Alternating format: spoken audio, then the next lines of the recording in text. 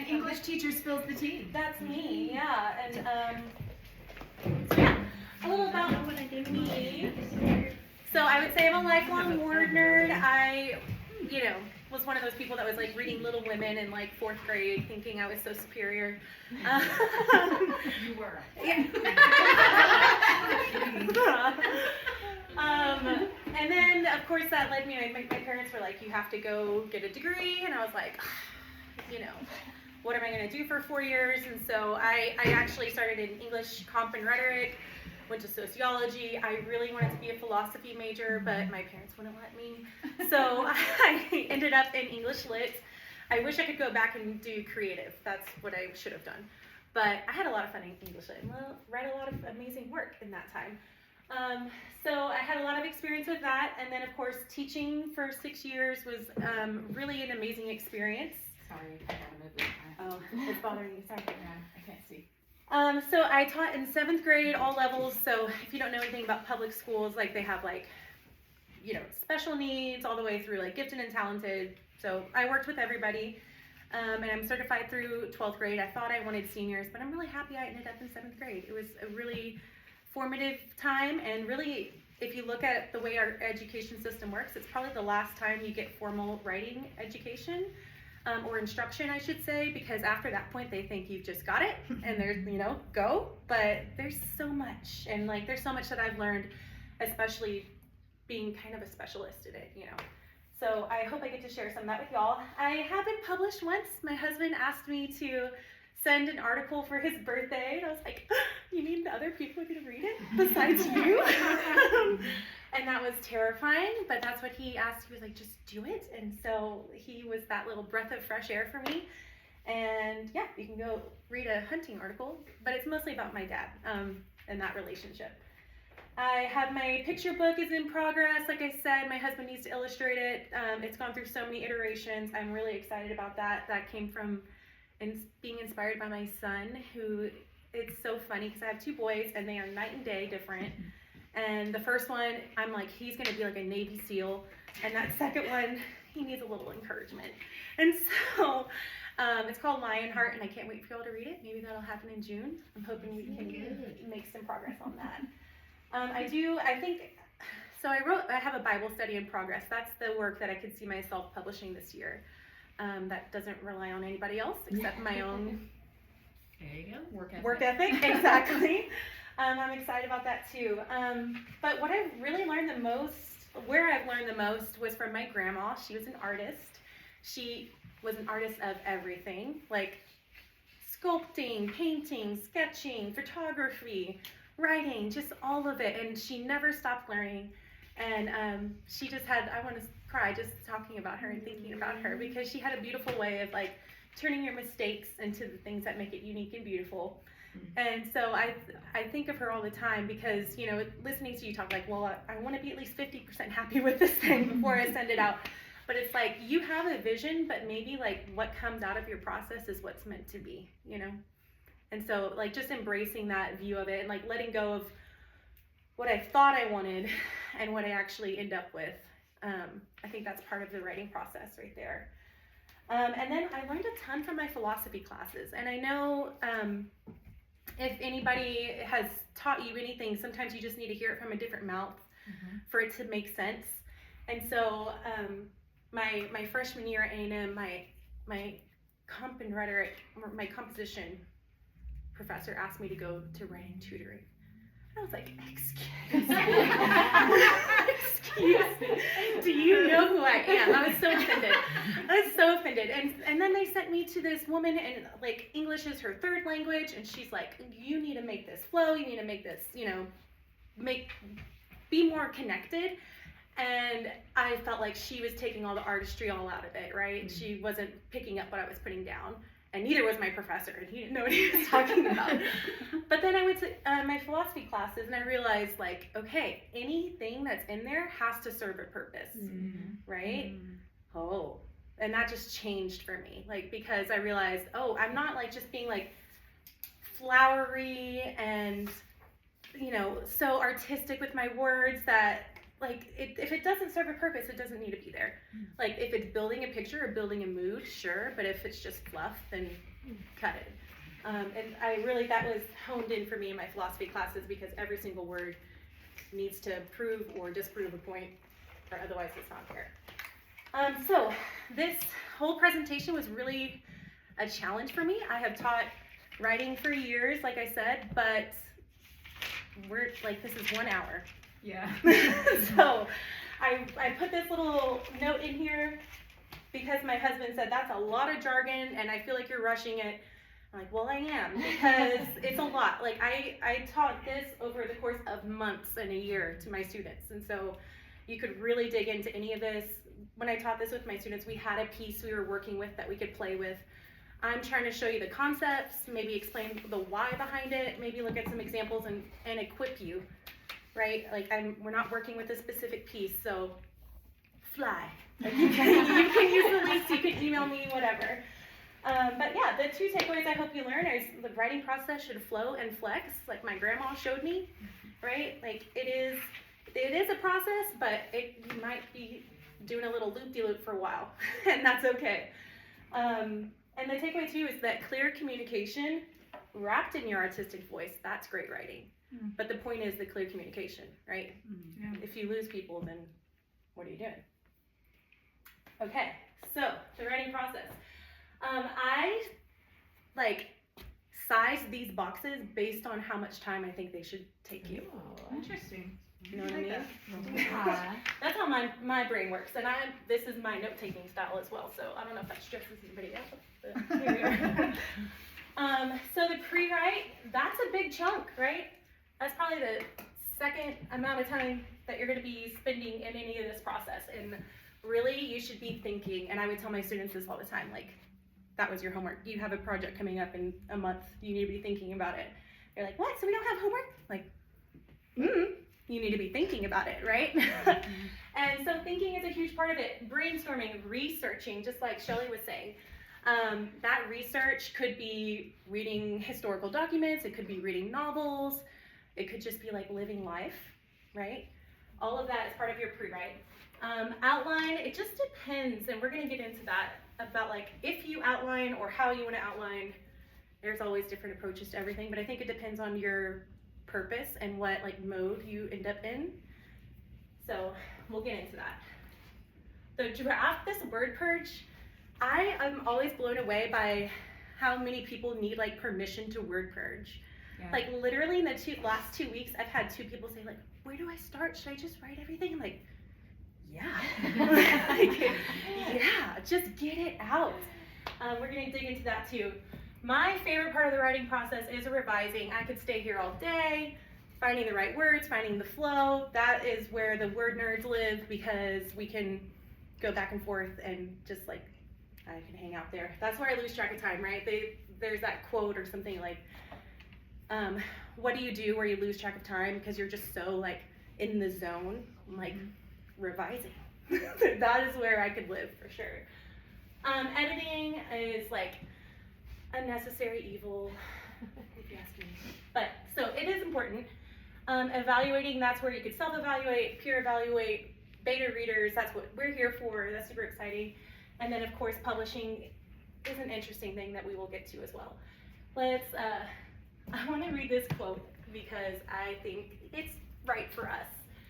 Anyone moderately familiar with the rigors of composition will not need to be told the story in detail.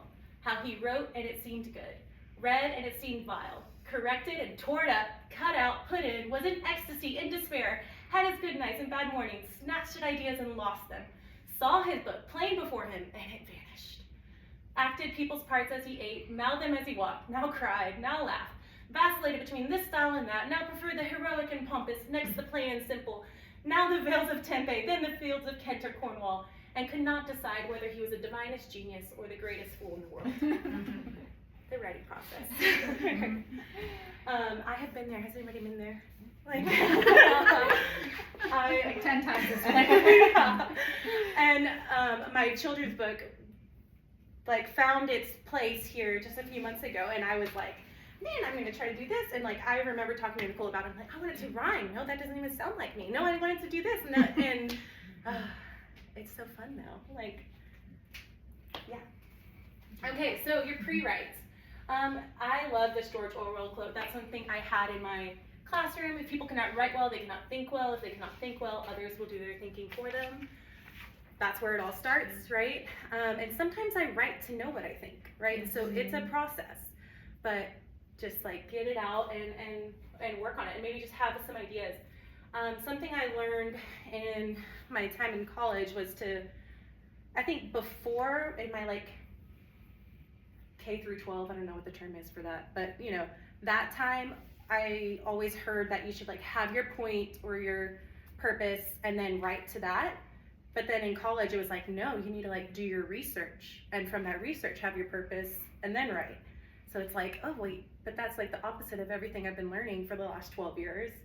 And I agree with that, because you can't just go making something up. Like, you will color your research if you think you already know what it's gonna say, right? Yeah, so go open-minded.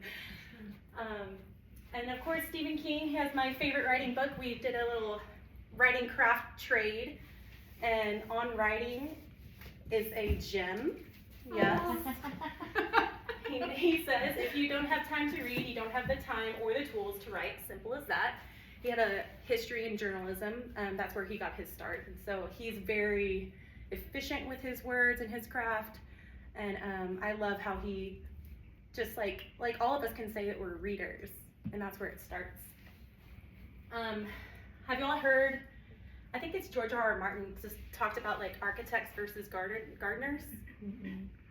Okay, so I wish I had it in here, but it was a really long quote, and I was like, so he says like there's two kinds of writers, and Stephen King is a gardener, and George R.R. Martin is more of an architect. So the architect would have everything planned out, like have it all outlined, have all his plot points, yada yada, and then sit down and like spaghetti it all, like Cariana has talked about, and make it all make sense.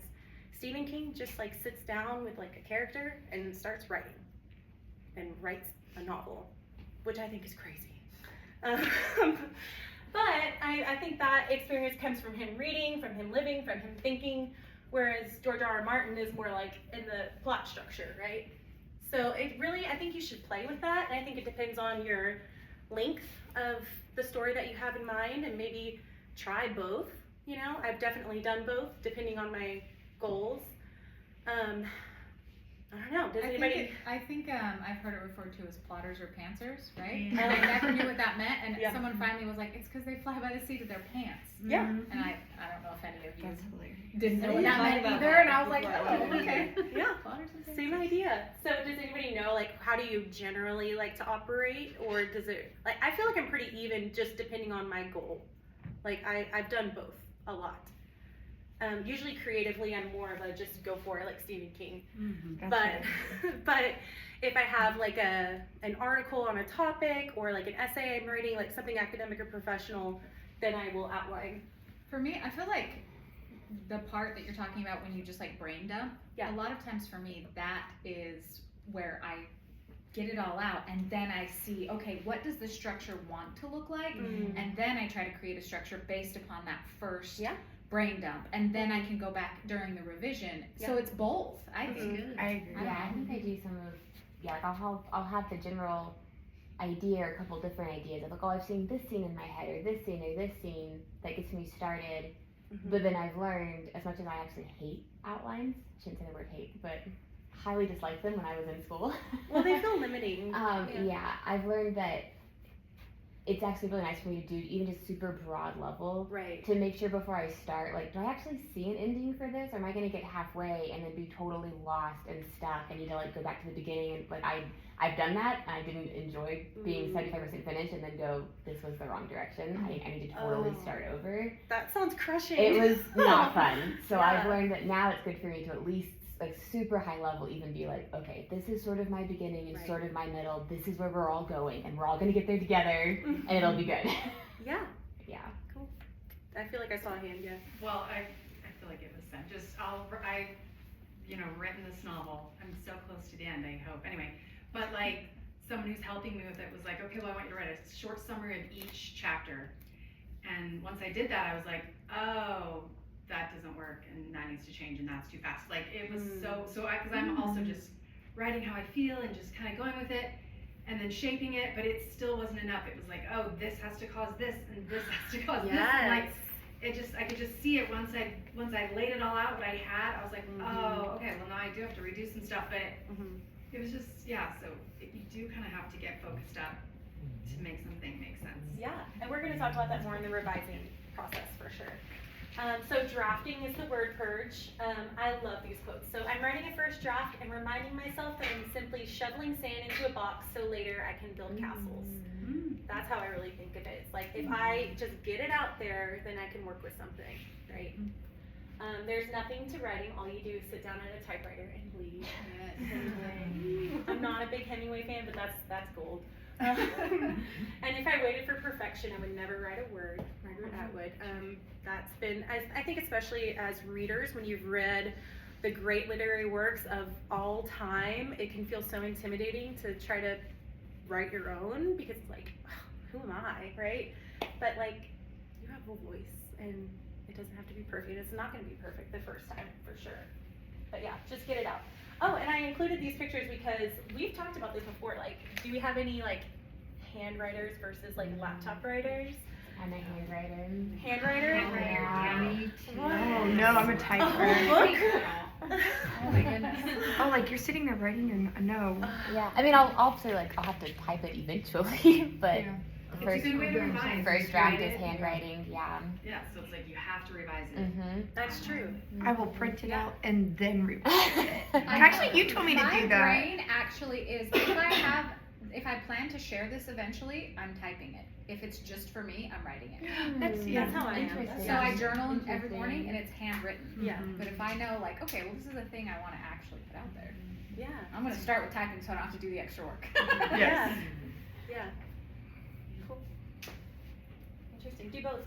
So revising, my favorite. As you continue writing and rewriting, you begin to see the possibilities you hadn't seen before. Writing a poem is always a process of discovery. I think that's what you were talking about, right? Like I had to like get it out there and then see what it wants to be, Yeah. right? And that's so important. Like just get it all out there. Don't even worry about the mechanics and the structure or anything. Just purge. But then we get into revising it, which is shaping it and really finding your message in there. It comes down to focus, shape, and flow. We're going to dig into all of these, but I think this part is something 20-year-old me really had to accept, right?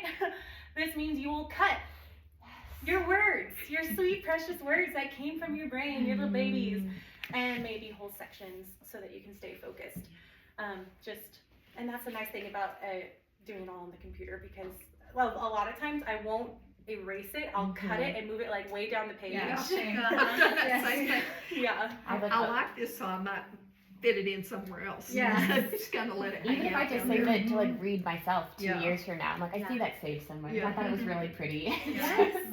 I found that like almost always, especially with poems, the whole first part usually needs to be deleted. Yes. Yeah. It's like it Yes. takes me, but I'll save it so I can read it later to remember how I got there. But usually, like you want to start in medias res or whatever, like in the middle of things. Yeah. But it takes your brain a while to get to the middle of Yes. things, Yes. and so I usually delete the first part. Or move it, because deleting Or sounds move really it. scary. I just move it to the bottom. yeah, Some like spaces in half a between. page down from yeah. Or into another document. I've done that like Yeah. Control X, Control V. Yeah. Like that's where it lives. Yeah. Shaping, so this is where you get to play with structure with your audience in mind. That's also something I really learned and got a hold on in my time in university. Just how much like our expectations color the reader's experience, right? So like, and a lot of like modern writing plays with our genres and our expectations. Like, oh, this is a comedy. No, it's not. Or, you know, so we can dig into that too. Flow, so this is where you will move and change your words to build the reading experience. I think as all like writers, like we kind of like live for the draft, right? Like, oh, I just need to get this out, these words that are in my heart, and just pour them out. But then we need to start thinking about like, does this make sense to anybody else besides me, right? And so it's a little shift right there. Has anybody heard about the red thread like approach to revising? See, that's so interesting. Okay, so this is something I learned when I was teaching. No matter your genre, your writing should have an imaginary thread tying the entire piece together.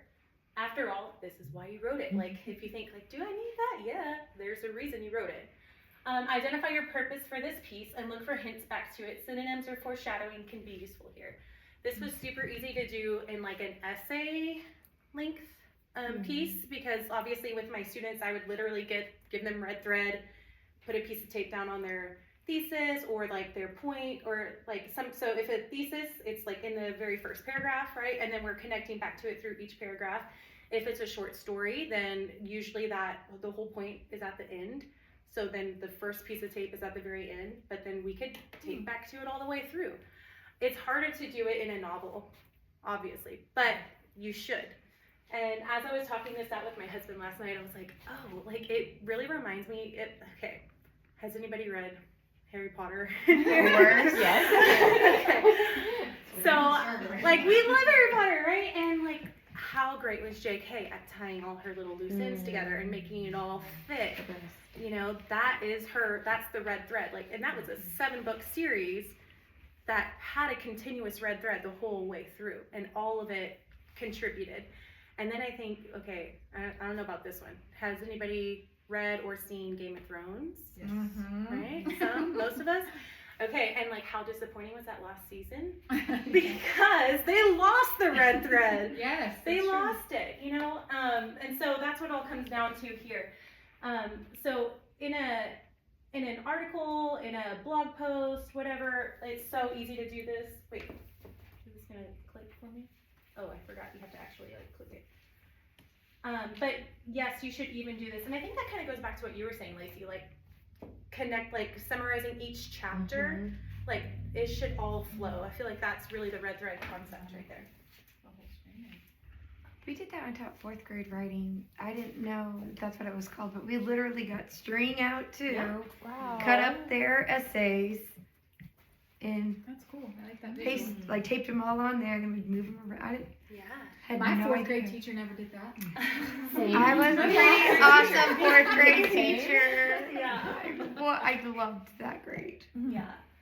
So, like, here's a little article kind of explaining it if you want to go back and refer anything that I'm talking about here. But it's all about your purpose or your main topic. So, like I said, it's super easy in like nonfiction, I feel, because you're going to be really explicit about that. But even in fiction, this still works, right? Because you still have a heart behind everything that's happening here. And so that's why I said, like, synonyms are really useful in like a nonfiction world, but then foreshadowing, that kind of like anticipation building is still needed even in the fiction world.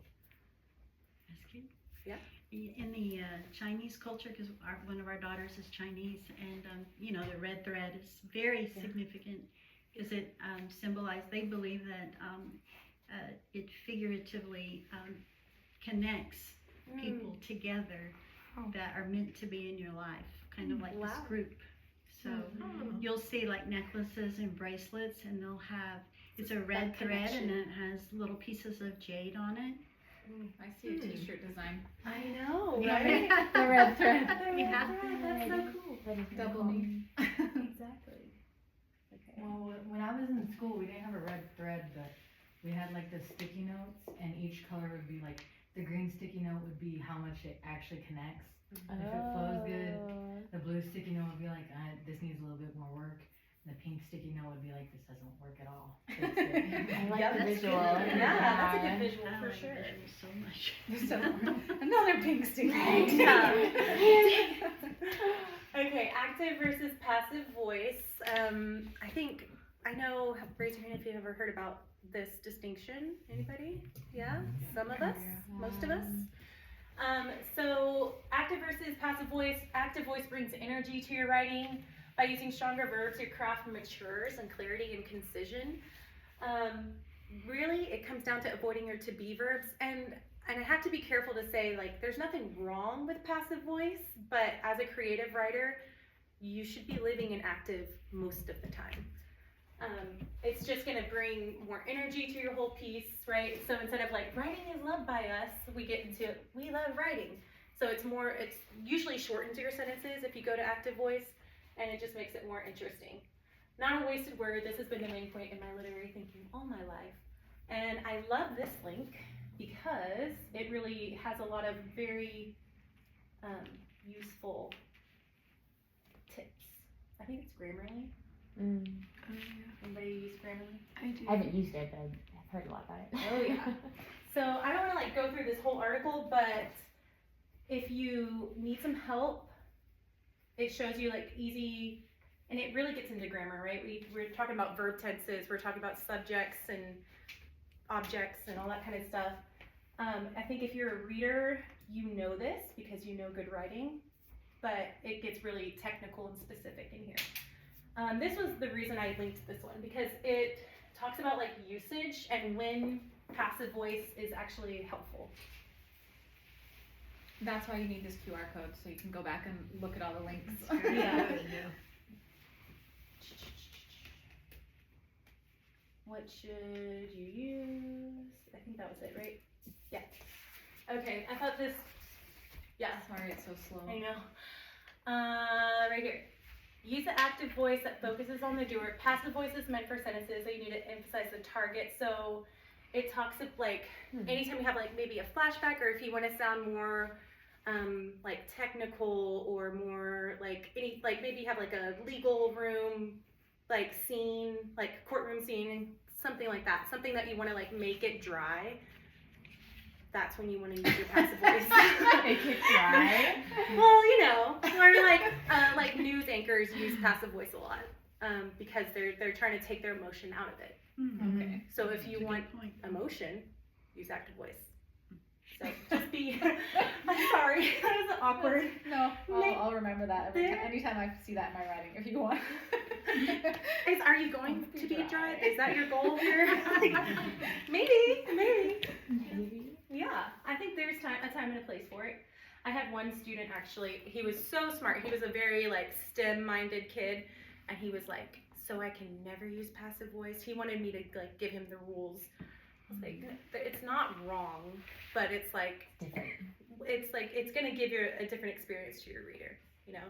It's gonna be more cut and dry, like historical feeling, rather than like in the moment. Maybe that worked for him, based on who he was. Yeah, there's a time and a place for sure. Showing versus telling, and I think as writers, like you have at least a little bit of this in you, right? Because anyone who can basically write a language can tell, but writers show. Like you like to play with your words. You want to create an image or a feeling in your readers.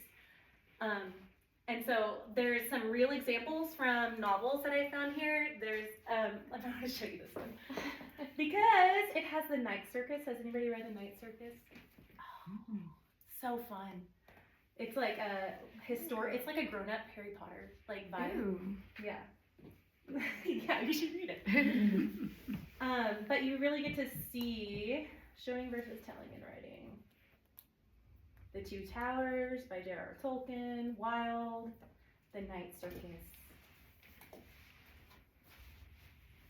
Hey, the desserts are always astonishing. Confections deliriously executed in chocolate and butterscotch, berries bursting with creams and liqueurs, figs that drip with honey, sugar blown into curls and flowers.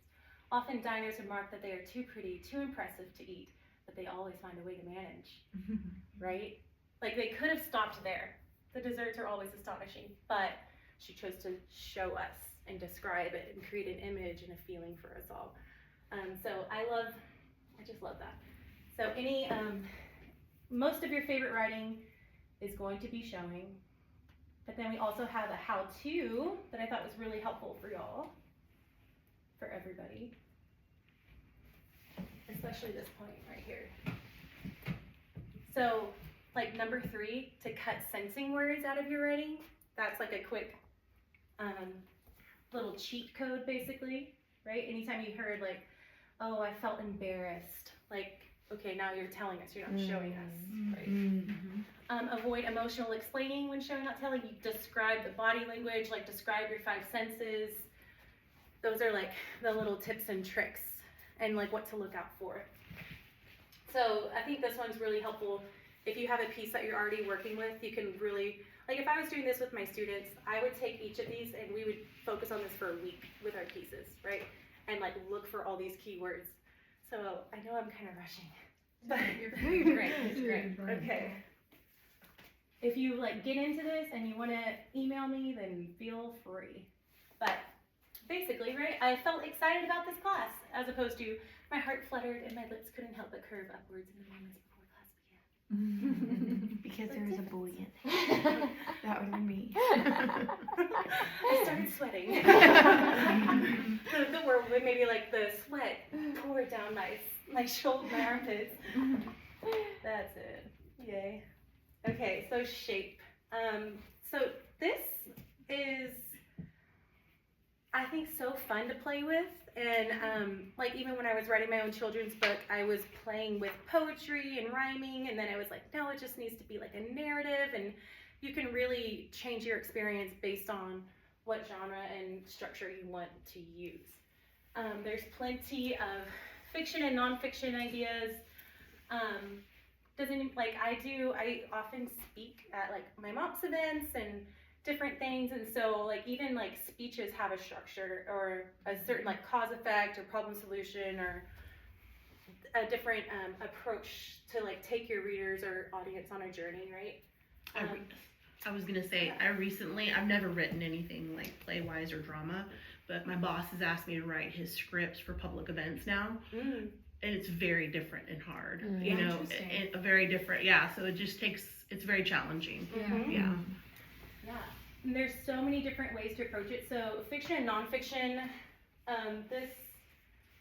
this would be like if you're ever asked to speak, or if you have like a different task, not necessarily like a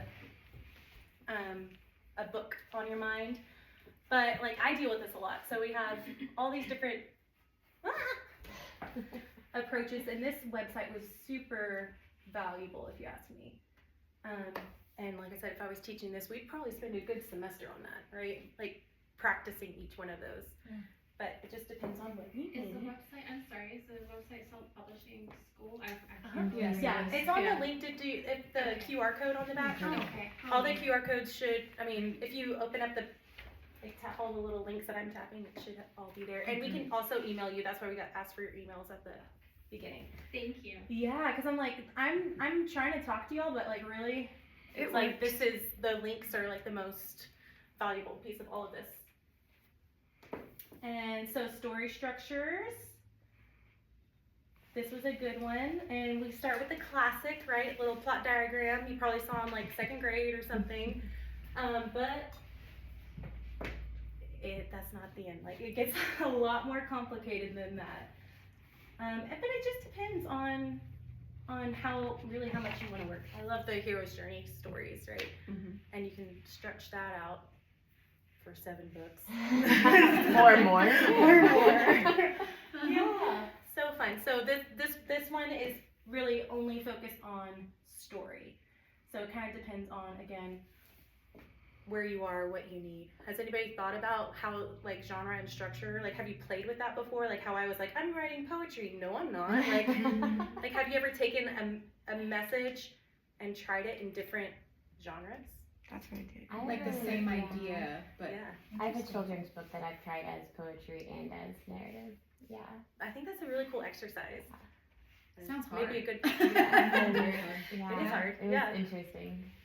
But I think it, it shows you like the possibilities of how it could be communicated, of how it could be received, Yeah. Could take it deeper or whatever. I tried to write this essay, and it was like I guess just the emotions were too close, so I changed it to fiction, and it just let me Yeah. remove Wow. myself, and I Gave you was a like super buffer. happy with it. I was like, Yeah. yeah, this is great, because it wasn't like Yeah. about me and my people. It was So like good. less this other guy, vulnerable. yeah. Yeah, that's I interesting. like that. That's really good, especially with our memoir night coming up. Yeah. Yeah. Change your name in the memoir. We'll all know it's you. Yeah.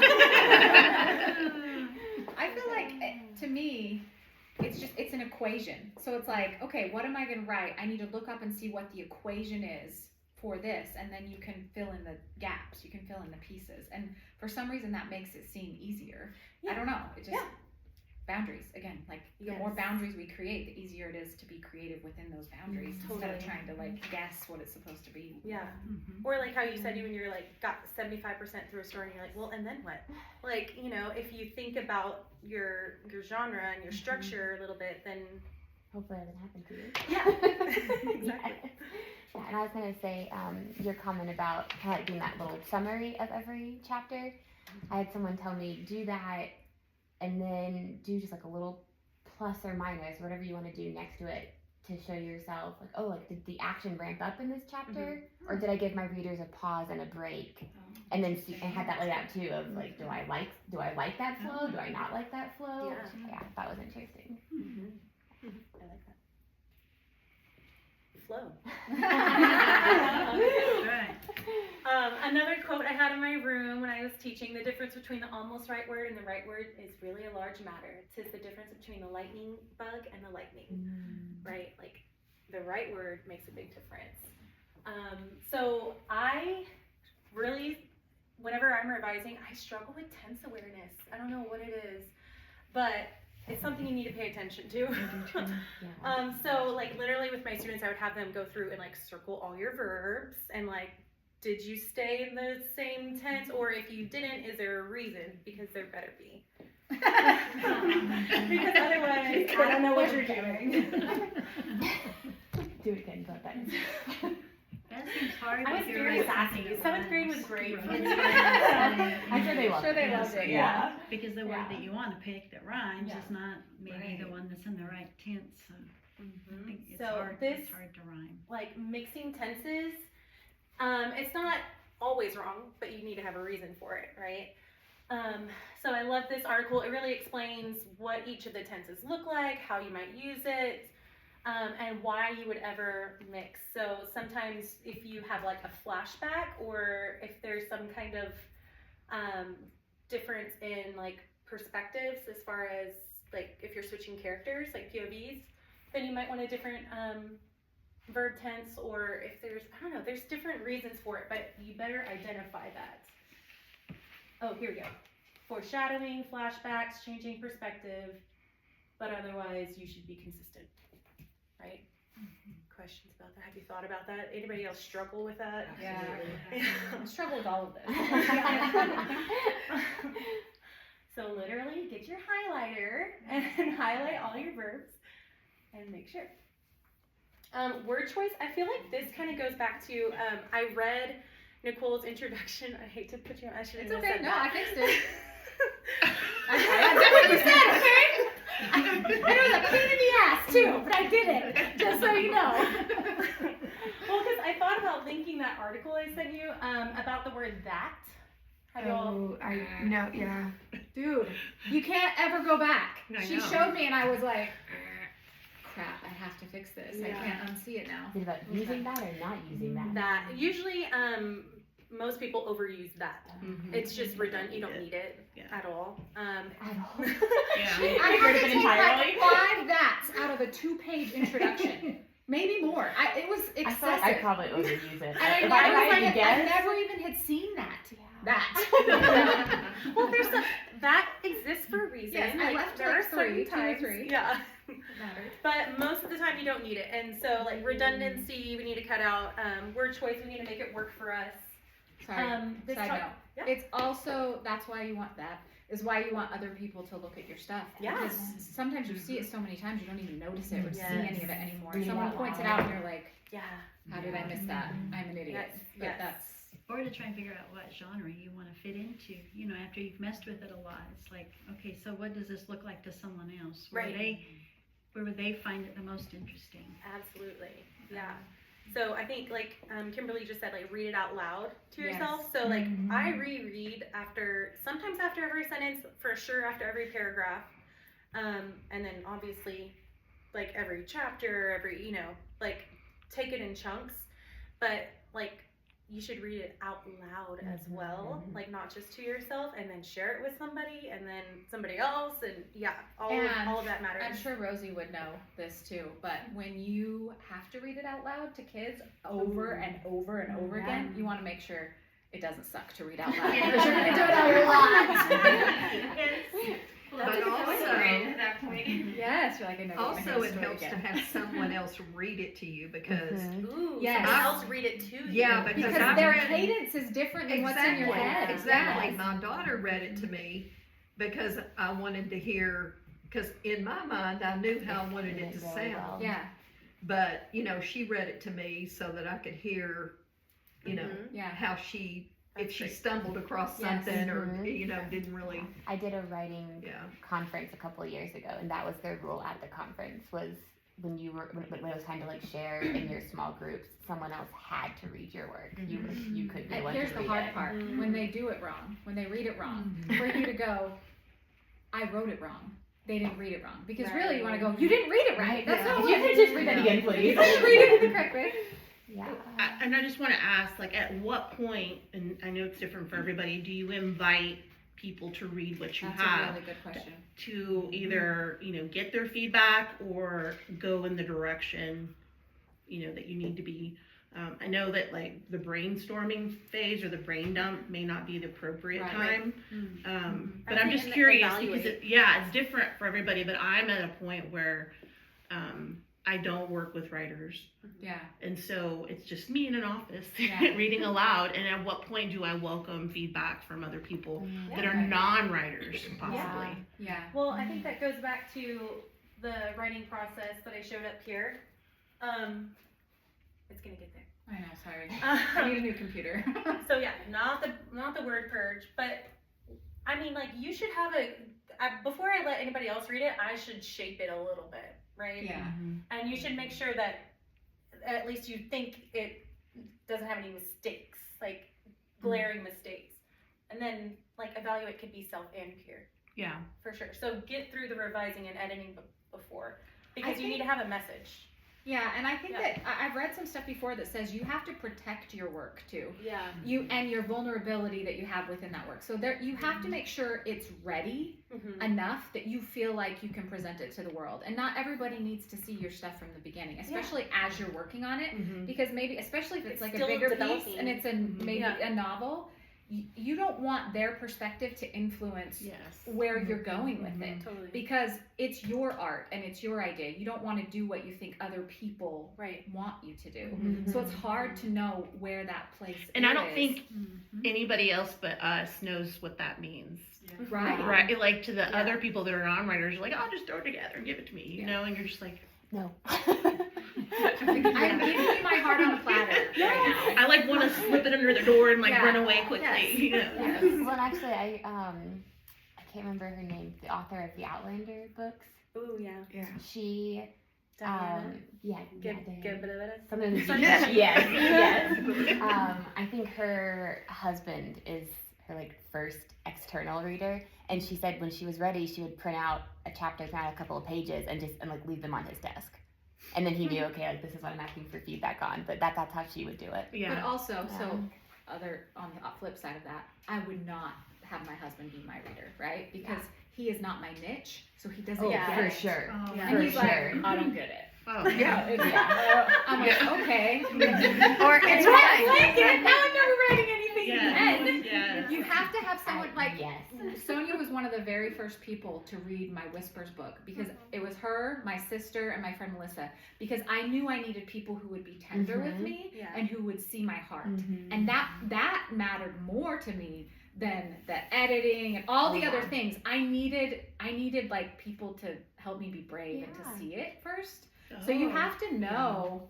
different people You have for to know different different phases, people for maybe. different phases Yeah. of the book. Because Right. now, if I want my husband to look at it, I know he's going to be like critical, which is the point that I need. At that. this point Right. now. But I wasn't ready for that Oh, critical eye yet. Does That that make makes sense? sense. So Oh, you yeah. have to know your audience. Yeah. Also, Yes. something I've Lazy's learned reason. really quick. Sorry, one more thing.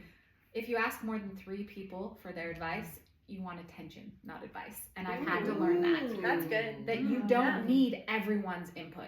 Otherwise, you're just Write trying to that get down. attention. Anyway. That's interesting.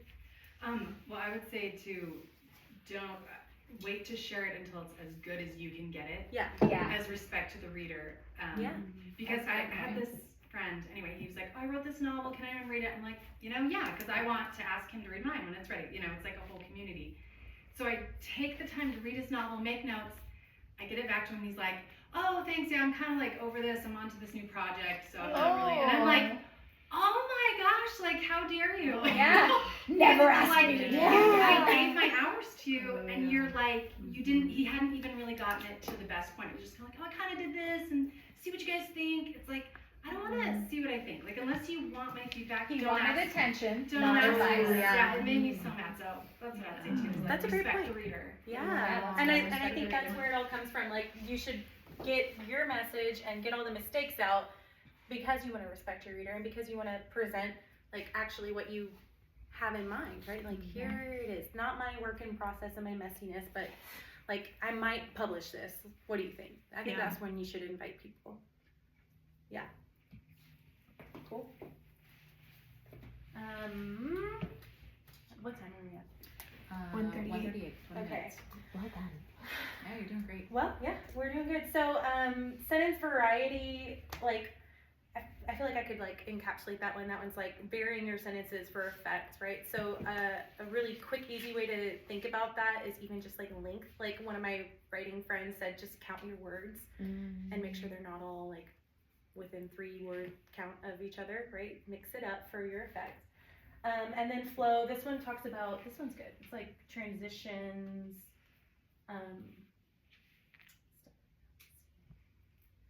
Okay, it talks about like grouping and how you order stuff, like from the bigger ideas to the more niche ideas, or like things people are familiar with, like old to new or new to old, and like, so it's all this stuff that you might not always think about.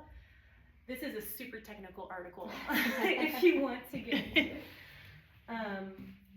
Local flow, so see, like known to new sequencing, all that kind of stuff. So it gets really technical. That's a lot of stuff.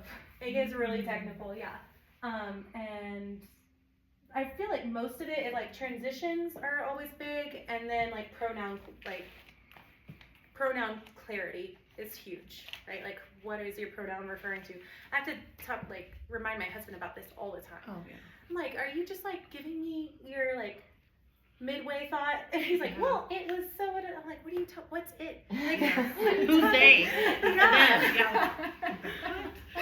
Yeah, so when you do that with our writing as well, and maybe you think it's clear, but I think when other people read it, like, it can get lost because you know what you're talking about, but not everybody else. I say we all the time for myself. I don't know if it's all my personalities or what, but The royal we. the royal at work, I'm like, okay, we'll get you your contract. I think I said to you yesterday, Carrie Ann, and I'm like, why do I say It's me. we for myself? I have a team. It's me. That's so funny. So this one also talks about parallel structures, getting to the verb. I mean, so many good things. Super technical piece if you want to dig into flow there. Editing. Of course, we gotta have like a punctuation joke, right? I love cooking my pets and my family. Is that Martha Stewart? Yeah. Yeah. Don't be a serial killer. So editing matters. I used to hate editing. Editing feels like rules and math to me, but there's a point behind it, right? We have to be clear in our communication, and it comes down to correct punctuation, spelling, and grammar. So if you want to reference, it's a great punctuation article. This is literally dictionary.com, and this is Grammarly. But I mean, it's a good resource, right? You need to be reminded. Okay, so I had nothing but quotes here initially, and then I was like, no, really, it's about these questions, right? This is how you evaluate. Did you convey a coherent story or message, right? That's the first thing. Like, does this make any sense at all? And then the second one, and this is something I sometimes struggle with, and I think it's because I've practiced so many different kinds of writing. I still am looking for my voice, and like, you know, in academic writing, it can be one thing, like it's, but does it sound like you? Like, you have voice, and I can sound like a lot of other people sometimes, but you need to ask yourself that. And so that's what took me a while with my children's book even. Like, it's a simple children's book, it's, you know, 28 pages or whatever, but it sounds like me now. Like, I literally had to ask myself, like, does this sound like me talking to my son? Like, that's what I... So like, is this why I want to add some humor into my novel, Yeah. but I'm not humorous. So it sounds like me. I mean, like my sister would write this totally different, cause Right. she's just this, real vibrant person. Yeah. But I'm a more serious person, Mhm. but I don't want it to be, I don't want it to be all serious, like I want there to be some fun in it. Yeah. But it's like I have to really try and think about it and struggle, and what would fun be, I mean, what can you put in there that would be fun or silly or, whatever, Yeah. to just not make it so Yeah.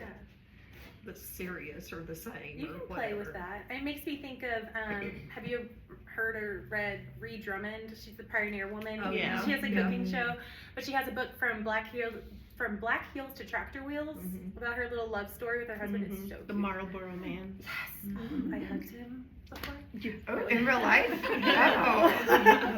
And I In was real really life, like your enthusiastic about dreams. it, and my friends were like, "Why are you married? Yeah, You're married. I feel like I know him.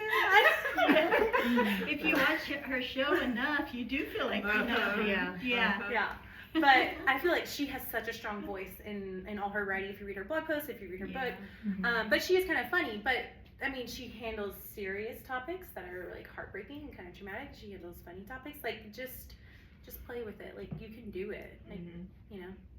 I think you can do it. But just try some different iterations of it. Yeah. What do you think is funny? Yeah. There you go. Well, I know, I just, it's like I write what I'm writing, and then it's like, gosh, there needs to be some life and, or something going on besides just Yeah. what they're doing, I just don't think about it. Then I try to go back and try to figure out how to fit something in. Yeah, that reminds me of like Bill O'Reilly, like all the killing books, right? Because like it's like they're historical books, but he adds in like scenes, like active scenes. So that could be something you could. Have you read any of those? Or with your Are dialogue. those Amish? Great Amish. Is there an Amish love story? I'm off of the Amish right now, but I was on for a while. That's just the first thing it made me think of because they're very historically accurate, but there's action in there too, Mhm. and he like kind of like intersperses it. So you might want to pick one up just for Yeah. like research. And Okay. there's probably quirky things that Amish families do that, would be kind of humorous. Oh, everything's quirky. Well, there you go. But humor's But hard hu- because yeah. I've read like Humor's really hard. clever pieces, Uh-huh. like in blogs or dialogue, and I'm like, how'd they do that? Because I mean, I can be lighthearted, but it's very hard to get that on paper. Mhm. So I think like it takes practice because I have a hard time doing that too. Okay. Yeah. That makes me feel better. Yeah. Yeah, totally. sure. And that's And why maybe you that shoot is on the part of your computer. voice, is to be serious, and that's Well, the type. I am Yeah. more. Yeah. serious. Or maybe Yeah. channel your sister, like write as your sister, Ooh. and put on your Oh. put on Oh, her your sister yeah. hat. Your sister Like, hat, I just was just like, find like one of her hats and just be like, this is my sister hat. Yeah. That'd be real interesting. yeah, That'd be fun. that'd be fun. I like it. Mhm. I need to think about that. I mean, Mhm. because she's, It's an we're exercise. totally Or your opposite. audiences maybe they need to hear more serious. Like mine is very satire, Yeah. but it's also because I needed satire and I didn't see anything else that was satirical out there. So, like maybe somebody might read my autism book and think it's rude, but to me, like that's what I needed. Mhm. Yeah, like So. your serious tone could be what somebody needs. Okay. Yeah, but I would play with it. I think it's always Yeah. fun to like stretch, 10 minutes, Alec, just so you Yeah, Oh, no, we're sorry. almost done. So, Sorry, and then sorry. who will you invite as beta readers? I think that goes back to like, where are you and what do you need at the moment? I think your first people should be people, you need people who are safe, right? Who you're like, okay, like I remember when we were naming our kids, I was like, okay, like for a long time, for months when I was pregnant, we were playing with names and talking about all of them and everything, and then I was like, no, we have a name, so like, be supportive. Like, you know what I mean? Like, I don't need your Criticism in any way. yeah. Oh yeah. Yeah. Kids. But there's a way to be constructively critical. But yeah, just find your safe people. I think we have an awesome group here, and we would love to be that for you, for sure. This John Steinbeck quote, he's one of my favorite authors. I'm not a Hemingway guy, I'm a Steinbeck gal, for sure. But now that you don't have to be perfect, you can be good. And I also think about this Charles Willett, don't forget no one else sees the world the way you do, so no one else can tell the stories that you have to tell. So good. Yeah. Publishing, there's no greater agony than bearing an untold story inside of you, my Yes. And hey, we know somebody. Yeah, so Nicole taught us all how to self-publish. So if you have questions about that, Brandy has the document right here. We can help you with that too. And the only last time a woman was here, she's like, I'm not really a writer, like, at all, blah, blah, blah, but I've written all these stories. I'm like, You're a writer. you're a writer. Yeah. Like, that's all it is. Mhm. That is it. So, that's it. Yay!